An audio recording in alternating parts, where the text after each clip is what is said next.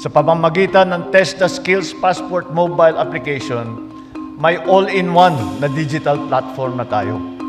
Dito makikita ninyo ang mga mahalagang impormasyon tungkol sa TESDA trainees, scholarship, employment opportunities, TESDA accredited training institution, at TESDA online training courses.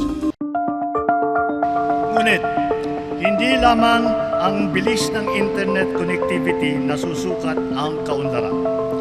Nasusukat ito sa bawat Pilipinong nagkaroon ng pagkakataong guminhawa, umasenso at umangat ang kanilang buhay. Sa pagtatayo ng College of Allied Health Science Building, mabibigyan ng pagkakataon ang nakakabatang henerasyon na aralin ang mga kursong pangmedisina. Sila po ang mga susunod na haligi ng ating sektor ng pangkalusugan.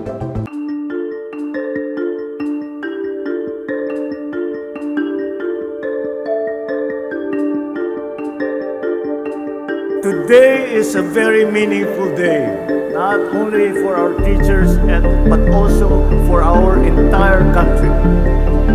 We will expand our educators' career paths through strategic reclassification,